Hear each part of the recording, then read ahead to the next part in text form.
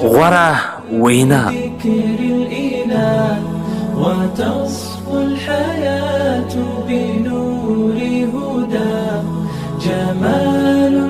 کم څوک چې په خپله غلطي باندې پوه سي بیا هم هغه غلطي بار بار کوي یا د خپلې غلطي اعتراف نه کوي دا به هم کله خپل سم مسیر ته نه ورسیږي خپل مزل ته به نه ورسیږي ويبلغ سعد إلى منتهى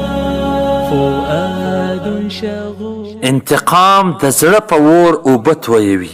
خو عفه او بخشش د دوزخ په اور باندې اوبه اچول دي نو پکار دا نه ده چې ته په دنیا کې انتقام واخلې صرف د زړه پر اور باندې اوبه واچوې که چیرې بخشش وکړې عفه وکړې نو د دوزخ د جهنم په اور به اوبه واچوې د هغه اور څخه به ځان وساتې فلا لهو يثنيه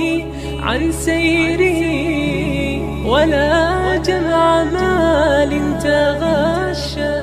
هغه چاته د خپل زړه حال مه وایه چې د بل دوست خبرې تا ته را رسوي ځکه چې دا سړی بیا ستا خبرې هم په امانت کې نسي ساتلی بیا به بل دوست ته رسوي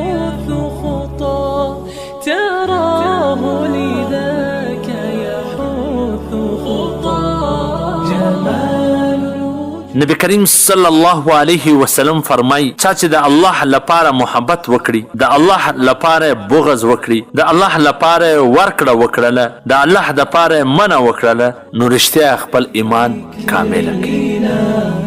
وتصفو الحياة بنور هدى وتطرب نفس هغه کسان چې همیشه هر وخت د بل منفي اړخونو پسې لګیاوي په هغه باندې د اعتراض کولو نقطو پسې ګرځي دا به همیشه په کبیره ګناهونو کې مبتلا وي کله به هم د مثبت فکر نقطه نسي پیدا کولی رجوتك عفوا ولا لي سوى ودمع يسيل على مصحف د انسان چالاکي هم لکه تیز رفتاره موټر چې کله در یو سل شل واوړي نو خطره لري نو ډیره چالاکي به هم نه کوي ډیره تیزي هم چې در سل شل واوړي بیا په خطره کې إلى الله دوما تدور رحى فيا سعد من كان ذا د الله جل جلاله پر مځکه باندې دومره په غرور او کبر مه ګرځه ځکه چې نه به په دې کمزورو پښو باندې مځکه څیرې کې او نه د دغه لوړو غرونو د سره سره برابرولی سي خپل سر ښه په عاجزي سره خپل ژوند تېروه والسلام د مولوي عبدالرحمن صمیم صاحب د نشراتو څخه منتخبي ویناوي جمال الوجود بذكر الإله وتصفو الحياة بنور هدى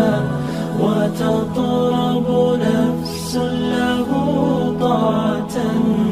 ويبلغ سعد إلى منتهى